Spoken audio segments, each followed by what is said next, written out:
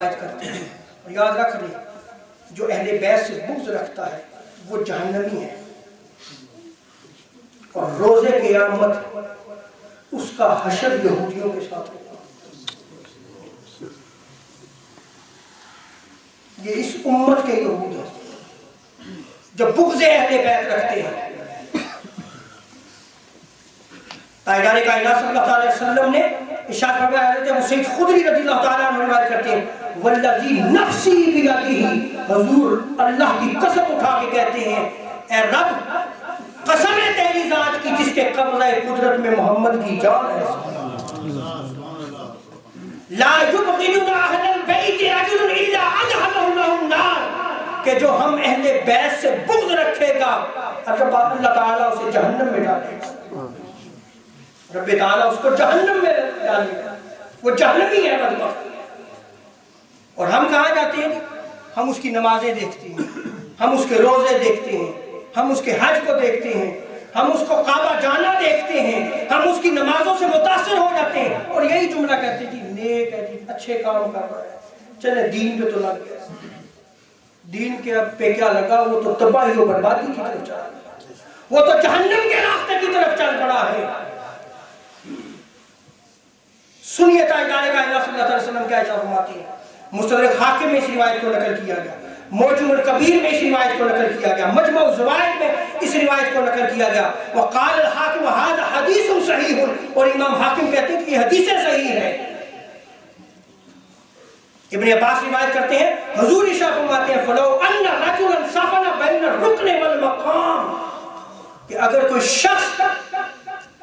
رکن اور مقام پہ جا کے نمازیں پڑھے، فصلی وصام، اور وہاں روزے بھی رکھے، نمازیں بھی پڑھے، ثم لقی اللہ ومبغض لأہل بیت محمد صلی اللہ علیہ وسلم دخل اللہ، حضور ارشاد فرماتے ہیں کہ اگر اس کے دل میں بغض اہل بیت ہے، وہ بغض اہل بیت محمد رکھتا ہے، رب تعالیٰ اس کو جہنم میں ڈالے گا، وہ جہنمی ہے بدبخت، خواہ وہ مکہ میں نمازیں پڑھے، یہ حضور ارشاد فرما رہے ہیں، خواہ وہ مقام کے پاس کھڑے ہو کے نمازیں پڑھے، روزے رکھے۔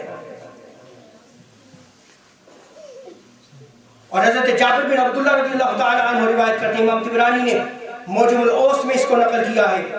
امام ذہبی نے جرح و تعدیل کے بہت بڑے امام، انہوں نے میزان الاعتدال میں اس روایت کو نقل کیا ہے، امام حیثمی نے مجمع الزوائد میں اس روایت کو نقل کیا ہے۔ تاجدار کائنات صلی اللہ علیہ وسلم فرماتے ہیں، ایھا الناس، اے لوگو، من ابغض اہل البیت حشرہ اللہ یوم القیامۃ یہودیا، کہ جو ہم اہل بیت سے بغض رکھتا ہے روز قیامت اللہ تبارک و تعالی اس کا حشر یہودیوں کے ساتھ کرے گا، وہ یہودی اٹھایا جائے گا۔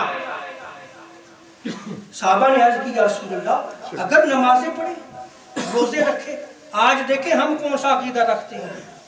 ہم انہی نمازوں روزوں سے متاثر ہو کے اپنی اولادوں کو جہنم کی طرف دھکیل رہے ہیں۔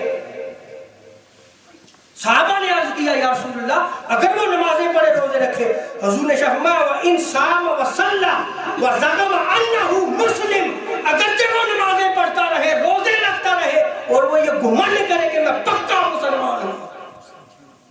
کیا اس سے بڑھ کر واضح کوئی چیز ہو؟ جس نگاہ سے آج ہم اس فتنے کو دیکھ رہے ہیں کہ یہ مسلمان ہے، وہ مسلمان نہیں ہے، اور ان سے تعلق رکھنے کی وجہ سے، ان سے محبت کا تعلق رکھنے کی وجہ سے، یا ان کے ساتھ نرم گوشہ رکھنے کی وجہ سے آج وہ فتنہ ہمارے گھروں میں داخل ہو رہا ہے۔